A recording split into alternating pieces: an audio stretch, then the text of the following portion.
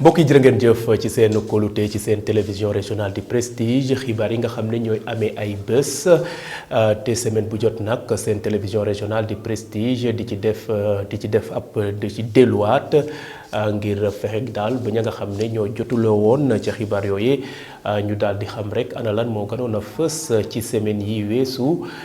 ci bés yi weesu ci biir Sénégal ak àdduna ki wërngal këpp ñu daal di ko dooree nag ak la nga xam ne moom mooy marche nationale jàngalekat yi nga xam ne ñoo bokk ci syndicat bi ñuy wax CUSEMS ak SAEMS ñoom de ñoo woote woon ci Thiès ci alarba bi yemoon nag fukki fan ak ñaar ci weeru janvier ci atum 2022 mbooloo ba nag takku woon na lool na lan moo waral ñu daal di amal la nga xam ne moom mooy woote bu am solo boobee Saourou Sène di syndicaliste di ci dellu ñu dellu ko ci micro soxna Aïssatou Sow ak Ndeye Koumba Fall. camarade de Thiès lii nga xam ne dañ ko commencé tey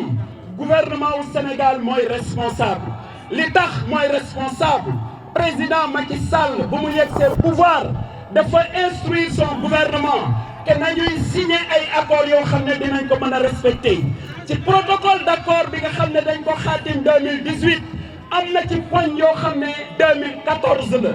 kon yooyu bu amee ak yu 2018 ñu gis ni ba léegi kenn respecté ko SAEMS ak CUSEMS jël seen responsabilité historique parce que nag li tax SAEMS ak CUSEMS jël boobu responsabilité parce que camarades yéen nañu responsabiliser dans le moyen secondaire avec des élections transparentes kon li nga xam ne mooy d'abord payooru jàngalekat yi ma ne président Macky Sall na ci adu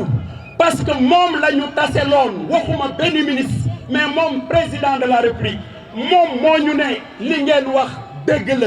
système bi dañ ko désarticuler comme système bi dañ ko désarticuler mais dinañ ko corriger correction yooyu la ñuy xaar ci njiitu réew mi beneen élément bi ci tegu mooy mais chef d'établissement yi situation yu ñuy dund mënatuñu nangu ñu continuer di ko dund parce que nag chef de service yu Sénégal yépp mais proviseurs yi principaux yi directeur d'école yi ñoo ci gën a néewle indemnité de suggestion te liggéey bu mucc ayib la ñuy def wax ni lenteur administrative yi dafa tax li ñuy wax mais la voie hiérarchique dafa nekk lu ñuy wax ci tubaab aujourd'hui la voie archaïque la voie anachronique la voie dépassée loolu moo tax mënut yu nangu jàngalekat yi ñu leen di laaj ay dossier ak i dossier ba pare di leen perte tey il faut ñu jël xarala yu bees yi utiliser ko pour que jàngalekat yi bu ñu waree avancer bu ñu leen waree intégrer bu ñu leen waree valider mais ñu def ko à la minute parce que la technique et la technologie le permet aujourd'hui. des nag ci marche jàngalekat yooyee ginnaaw mbooloo ma nag takku woon lool waaye nag nee nañ daal la nga xam ne moom mooy jubóo tënk ba ñu tënkoon de signé ko nguurub Sénégal ci weerub avril ci atum 2018 nee nañ nag ngelewaay nag ko nguur gi respecté waaye it la jëm nag ci jox leen gëdd ak bàyyi leen xel loolu nag ganoon na fës ca la nga xam ne mooy ba ñu jëlee kàddu ci seen marche boobee ki nga xam ne nag mooy Abdoulaye Ndoye di syndicaliste bokk ci jàngalekat yooyee yëkkati kàddu ci bésub marche boobee ñu teewlu ko ci micro soxna Aïssatou Sow ak Ndeye Koumba Fall. Camarades, le combat que nous menons. xeex bi nga xam ne moom la ñu mëne nekk na xeex boo xam ne daal li ko tax a jóg mooy ñu ñemale yëpp ci mboolem seen jàngalekat yi nekk ci Sénégal ndax dañoo gis ne nag jàngalekat yi dañ leen a woon ginnaaw mel ni daal nguur gi day def la ñuy wax kumba am ndey ak kumba amul ndey.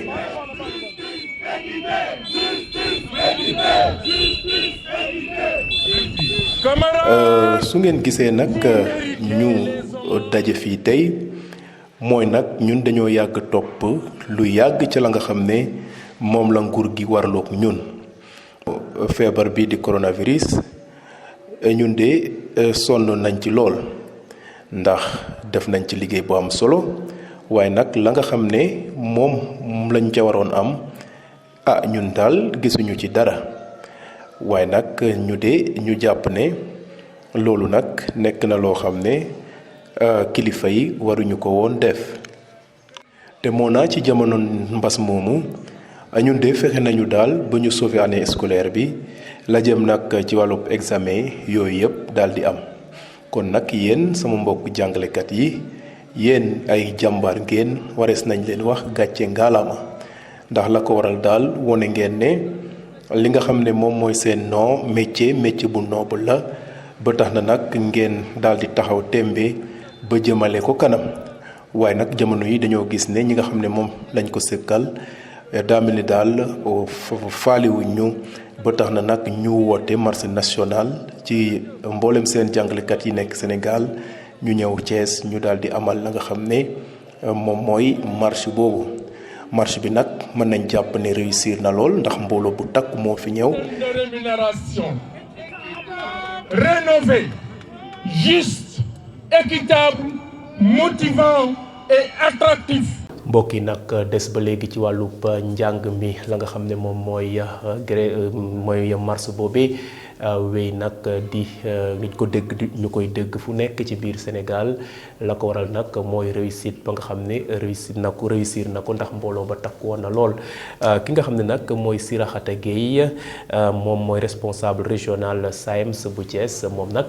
ba mars ba jeexee ca ëllëg sa daal dina jël kàddu wax rek ana lan mooy seen taxawaay ca la nga xam ne moom mooy seen la ñuy revendiquer wax na ne daal ñoom duñu dellu ginnaaw mukk dinañu dem ba jeex ngir daal seen yelleef ñu daal di ko dëggal Sirakhata Gueye ci micro soxna Cécile Sène ak Malick Lay Diouf. waaw marche bi li ko waral mooy dañoo nekkoon dañoo xaatimoon ak le gouvernement du président Macky Sall le 30 avril 2018 un protocole d'accord n'est-ce pas, qui contenait 11 points. Ci 11 points yooyu gis nañ ni président am na nag ay jéego yu mu ci def mais li ci ëpp nekkoon entente ou bien attente jàngalekat yi ñoo gisoon ni dafa bëri yoo xam ne cee sooxe wala dafa yéexal ñi nga xam ne moom lañ koy exécuter muy matérialisation des accords. jël suñu matuwaay ànd ak élèves yi jàngal leen sauver année bi ba amuñu année blanche. ñu yaakaaroon nag bu ñu génnee ci mbas mi parce que temps yëpp gis nañ ni mbas mi wàññeeku woon na bu baax wax dëgg yàlla ba ñëpp commencé woon activités yi président nag jëloon ay engagement ñu ne ko nag président sa engagement yi respecté ko mais malheureusement vous savez ni dañoo nekk ci réew yoo xam ne nii daa mel ni njàng mi ak njàngale mi daf leen di yitteelu. mbokk yi nag daal di jóge ci Thiès dem fële ca ICS ñi nga xam ne nag ñoom ñooy retraité yi ak ña nga xam ne dañ fa amee ab action ñoom nag jotoon nañu def assemblée générale di xool rek ana ban taxawaay la ñu mën a def ba la nga xam ne moo jëm ci seen action ak seen gëdd usine bi nag daal di leen bàyyee xel ba tax na nag ñoom nee nañu ICS amul benn jafe-jafe waaye nag ña nga xam ne ñoo ko yilif ñoom ñoo leen bàyyiwul xel nee na nag ñoom dinañ gën a ñoŋal seen xeex ba la ñu bëgg a daal ñu daal di ko am ki nga xam ne nag mooy Dame Baax moo wax ci seen tur ñu teewlu ko. jafe-jafe yi mooy depuis 2002 dañu jëndoon suñuy action au niveau des ICS ñu toog ba 2008 ne nu yéen kat seen action yi perte ngeen ko gisuñu fenn fu ñu yoon wan ne perte nañ ko. waaye ñu ànd ak suñu ngor di xool di yër di am ay nit li ñuy wax naan dof boo gis kër nit la jóge ñuy dem ba gis ne njuuj njaaj moo ñu ci ñàkkaloo ñun waaye du ñoom li ñu wax maanaam ne ICS dafa faillite déedéet c'est une faillite organisée moo tax nag ñu daal di taxaw ne dañuy ngémb récupérer suñuy action ci am parti bu am solo boo xamee ne ñoom ña waa bureau ba waa assemblée générale bi dane actionnariat wu travailleurs yi du personnel du MES ñoom état dinañ ci waxtaan ak G6 ku wax loolu nag mooy wax nga ne wax dëgg yàlla say action mu ngi fi waaye ñun ba ñu ngi ci 2022 gisaguñu benn yoon dara mooy ñuy sàkku état nag mu delloo ñu suñu action doo nekk ci ngàdd laa lay dóor ndax bala ngaa ñëw mu fekk mu yow sax doo jóg sax bala mu ne kii mu pareel la waaw loolu tax ñun ay plan B ak plan A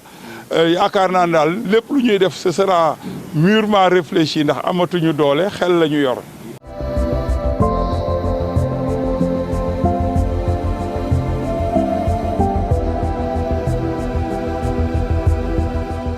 mbokk yi nag ñu daal di àddu ci la nga xam ne moo yitteel askan bi tubaab di ko wax société ab yoon bu jóge buntub jumaaju 10e romb Seneps yoon boobu de ñu ngi ko doon ngénte bés yi weesu ndax commune bu Thiès Ouest ci njiitalu maire Aline Sow dafa tëggoon ab programme boo xam ne rek dafa bëgg daal bërëb yi ak yoon yi nga xam ne ñoo nekk ci commune bu Thiès Ouest ñu daal di ko tuddee ay nit ñoo xam ne daal ràññeeku nañu ci biir Thiès ba tax na nag ki nga xam ne mooy El Hadji Ngor Ndour moom la ñu daal di tuddee yoon boobee moom jàngalekat la woon inspecteur la woon mu nekk nag koo xam ne ku jàmbaare la woon ca la nga xam ne moom mooy liggéey bu mu daan def moom nag la ñu tuddee yoon boobee ba tax na nag ki nga xam ne mooy Omar Ndour wax ci turub njabootu monsieur Ndour moomee wax nag ana kan moo nekkoon El Hadji Ngor Ndour ñu teewlu ko. xamu ko sax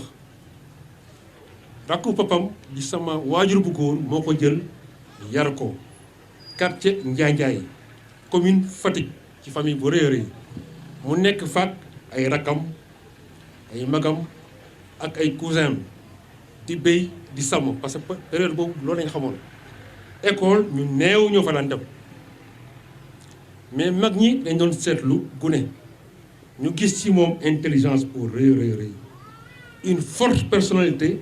ak xol bu yaatoo ñu wàññi ay atam parce que boobu mag la yóbbu ko école ba mu duggee école mu wone fa boppam parmi les excellents jàll école normale génn dem enseignement yàlla sutural ko nag boole kook jigéen tu mun góor muy soxna Abi yàlla na ko yàlla wéral cëram ñu cheminer ensemble fu baree ba mu jee Thiès gii nga xam ne fii la yàlla tuddoon seen sutura ñu am fi kër seen njaboot màgge fi kon nag loolu ñun mbokk Ngor Ndour dañ ci sant mention spéciale nag waa Cité Somme parce que Cité Somme da ngeen adopté famille yu Ngor Ndour ñun ñu nga Fatick lu fi xew yéen a fay jiitu ñu ne dëkkandoo dafay dem ba ëpp mbokk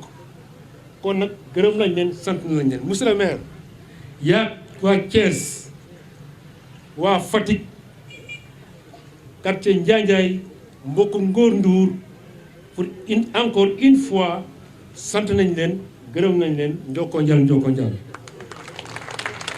daal di dem nag commune daal di dem nag département bu Tivaouane foofee ca Ndiassane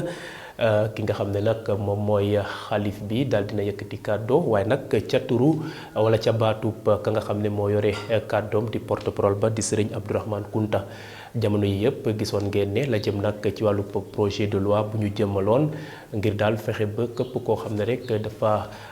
dafa yëngatu ca la jëm ci wàllu góor jigéen ñu daal di la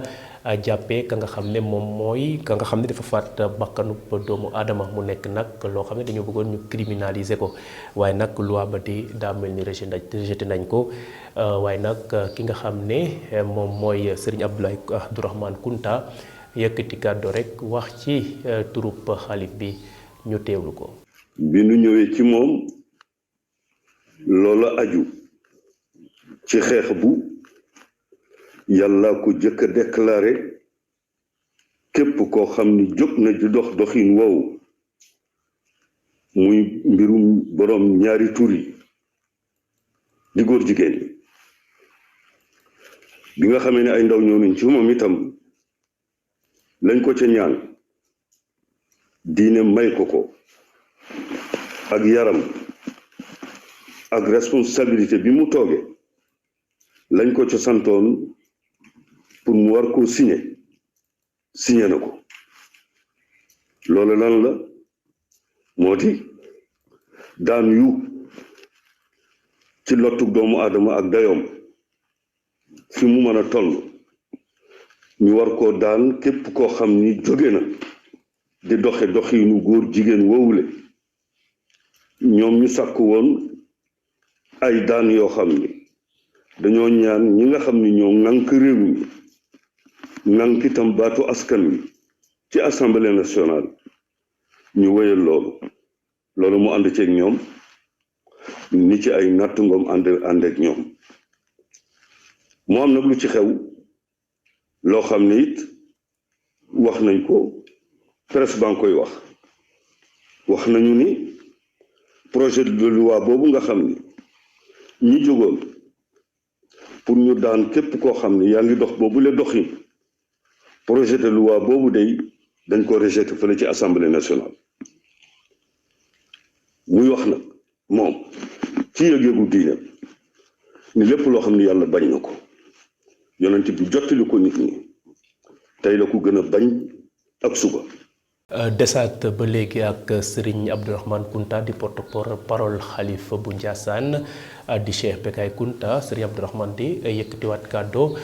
gis ngeen ne nag jamono yi dañoo nekk ci campagne électorale ñuy xëccoo gox yëpp gox-goxaan yi ba daal di daal moom yi di Serigne Abdourahmane Kounta daal dina jàllalewaat message ub xalif général ba wax ne nag politiciens yi de nañu sàmm la nga xam ne moom mooy jàmm réew mi waaye képp koo xam ne rek su yàlla defee ba ñu dénk la nga daal di dëggal la nga xam ne moom nga diggee woon ñu teewlu Serigne Abdourahmane Kounta. coow dinay faral di jóg ci njaboot ak li génn njaboot waaye sëriñ bi fii mu toog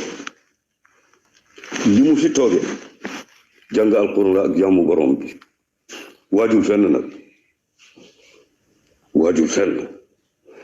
nee na daal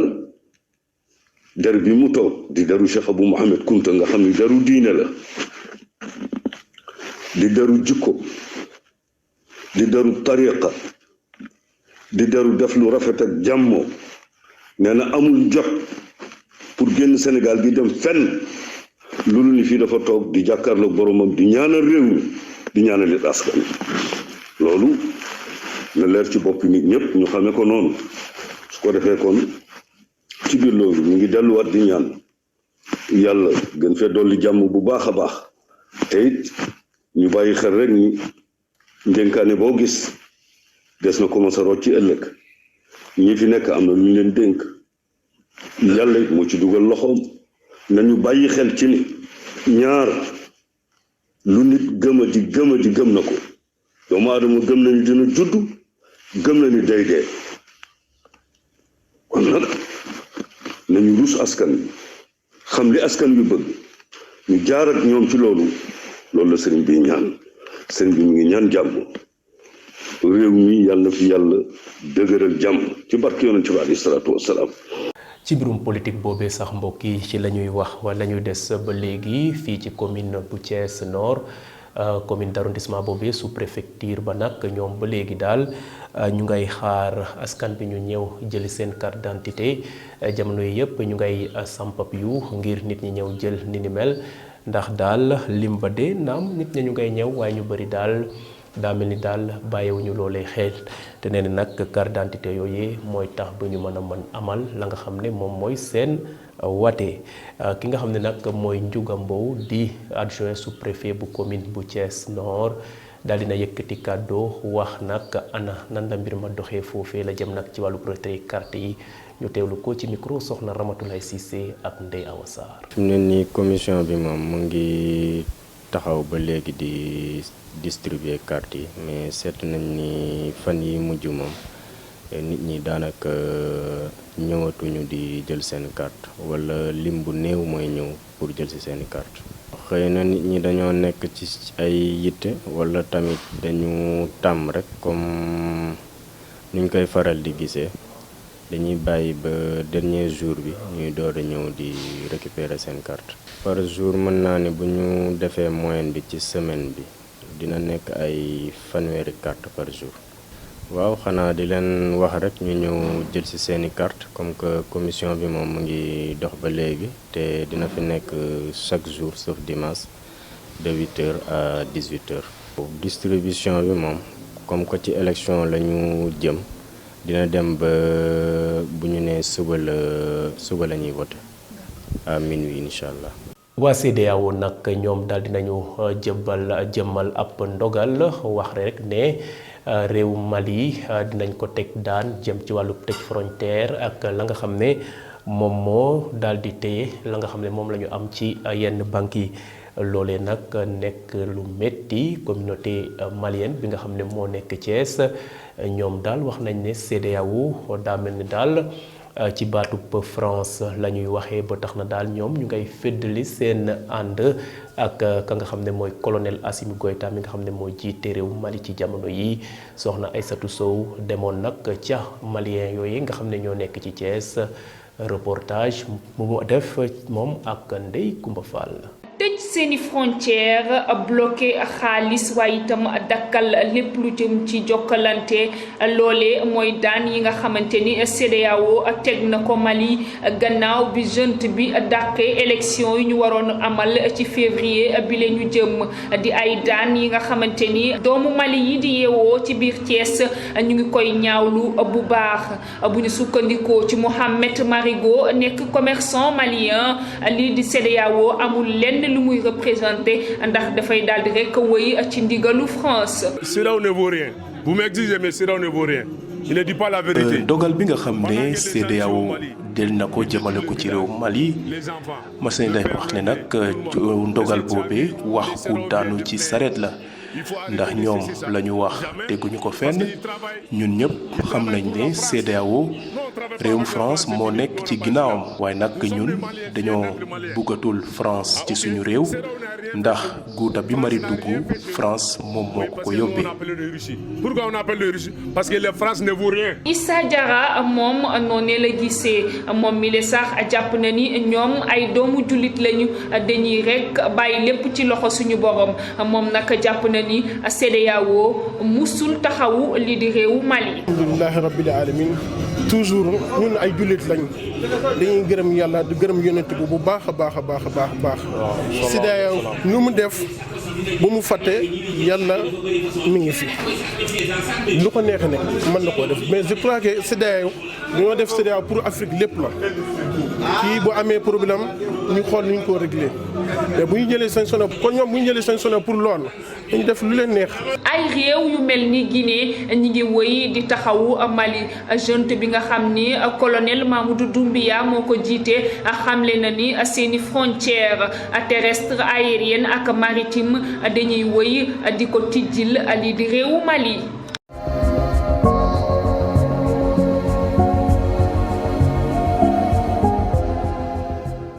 mbokk yi nag bés bu yàlla sàkk seen télévision régionale di prestige di topp xibaar ya nga xam ne ñoo amee ci biir Sénégal di ca gën a fës ki nga xam ne nag mooy Fatou Kara Gueye moo daal di gëstu ni ni mel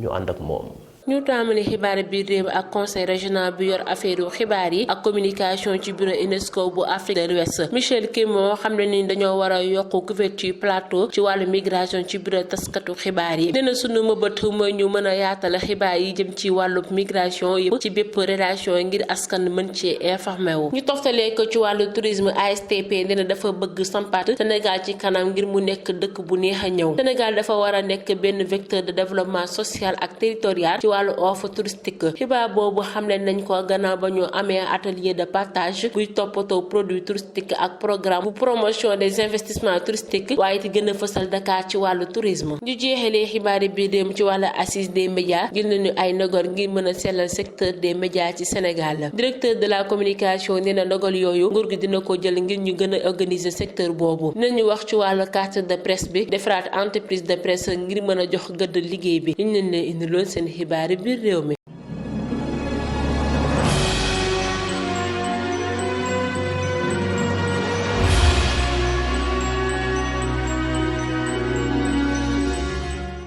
bàkk boobee di jëmmal la nga xam ne moo yitteel bitim réew seen télévision régionale du prestige di ca def jéegu am solo bés bu yàlla sàkk la gën a fës ca yeneen réew ya ñu ànd ci soxna Fatou Fall mi nga xam ne moom moo ko jukki tey jilee ñu dooree xibaaru biti réew yi ca Mali ay ndawi Mali nag takku nañ ba dëgër booloo ngir génn def ab manifestation tey ji ci àjjuma ji yemoo fukki fan ak ñeent ci weeru janvier la waral loole nag moo di dénoncer daan yu métti ya leen waa CEDEAO te daje googee nag ñu nga cay xaar góor ñay wéy ci wàllu politique ak jigéen ña waaye it responsable d'association yi képp koo xam ne rek ndaw nga nekk ca Mali ñu ngi lay xaar ca manifestation boobee ñu war a amal tey ji ci ajuma ji. dañuy des ba léegi ca Mali Antonio Guterres nekk secrétaire général bu ONU moom nag mu ngay wax gouvernement bu Mali ñu jébbal ko ab calendrier électoral boo xam ne dafa acceptable loolee nag mu ngi leen ko xamal démb ci alxames ji yemoo fukki fan ak ñett ci weeru janvier gannaaw ab manifestation ba ñu war a amal niki tey ji ci àjjuma ji ngir xeex daan yu metti ya waa CEDEAO teg ci seen ndodd googee. ñu jeexalee xibaaru bitim réew yi ca Soudan foofu nag ab jàmbaarloo bu metti moo fa amoon ca capitale ba ñaari nit daal di ci ñàkk seen bakkan ay nit ñoo juggoon daal di jubali ca palais présidentiel ba fekk takk der yi nag déployé woon nañ leen ca Khartoum gannaaw ba ñu jàmbaarloowee ay jàmbaarloo yu metti ñaari nit daal di ci ñàkk seen bakkan ñu ngi xamle ni kenn ki ci ñàkk bakkanam moom brigade moom général bu police la woon dañ koo jam ay paaka ba mu ñàkk ci bakkanam loolee moo nekkoon seen xibaaru bitim réew.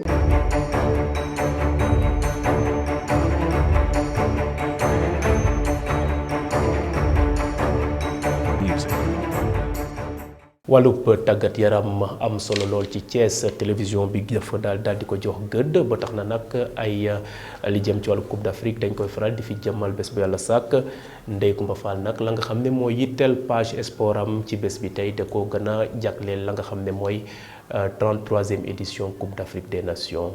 ñu teewlu lu mu fi jota taataan. ñu tombali xibaar yi ñeel tàggat yaram ak CAN bi équipe bii di équipe bu Cameroun daal dinay amaat ñaareelu matcham ci CAN 2021 bi Cameroun nag daal dinay dóor ki di Éthiopie ñeenti bal ci benn victoire bi le nag daal dina koy dimbale mu daal dee qualifié rek ci phase finale bi naaw ba mu amee juróom benni poñ ci ñaari match ya nga xamante ni defoon na ko te mu nekk ci groupe A bi Cameroun daal dinay qualifié nag ci phase finale bile ci Coupe d'Afrique des Nations bi Éthiopie moom bu dee moom la laaj nan ko mu daal dee def ay jaloore ci kaw Burkina Faso ngir rek mën a daal dee mujjee si ñett ña nga xamante ni ñoo gën a baax waaye nag li nga xamante ni moo koy yóbbu ci 8e de finale bi ni mu tàmbalee metti na lool. ñu toftalee confédération africaine bu football moom nag daal di ne dëggal victoire ba nga xamante ni Mali am na ko ci kaw Tunisie ci benn bal ci dara loolee nag daal di nañu koy xamal guddi alxamis fukk ak ñetti fan jàpp aljuma fukk ak ñeenti fan ci weeru janvier match bi nag ñu ngi leen di fàttali ni jeexagul woon arbitre bi daal di koy arrêté loolee nag daal di na woon tax rek tunisien yi meroon loolu. jëf ji nga xamante ni moom la arbitre bi def nag daal dina woon yàq nag image yu Coupe d'Afrique des Nations bi nga xamante ni njëkkoon naa yàqu ndax test coronavirus yi nga xamante ni dafa positif woon ci joueurs yi. ñu jeexalee CAN 2023 ba nga xamante ni war nañ koo amal ca Côte d'Ivoire Coupe d'Afrique des Nations bu 2022 bi le nag ñoo ngi koy amal ca Cameroun li nga xamante ni africains yi dañ cee kontaan loolu mu nekk fête bu rëy naroon naa yàqu ndax club européen yi nga xamante ni danoo bañoon bàyyi joueurs yi waaye nag fédération africaine bu football defoon na ci lépp la ca war daal di ci teg loxoom ba ñu daal dee am ndam ñu ngi leen di xamal nag ni lii nga xam ni jànkonteeloon nañ ko te mu metti woon loolu confédération africaine bu football daal dina ci def ay saafara ndax nee na nag beneen CAN bi nga xamante ni moo war a ñëw mu nekk fanweer ak ñeenteeli édition bi dinañ ko daal dee amal ci at mi ñu nekk ndaxte CAN 2023 bi dinañ ko def ca Cameroun ñu war koo tàmbali ñaar fukki fan ak ñett ci weeru juin jàpp ñaar fukki fan ak ñett ci weeru juillet bu ñu sukkandikoo ci benn communiqué bu CAF bi nga xamante ni fédération algérienne bu football moo ko daal di publier lii nag moo nekkoon seen xibaar tàggat yaram. des jeexale nag xibaaru tàggat yaram yi ak ñi nga xam ne ñooy gaynde jigéen yi te def volleyball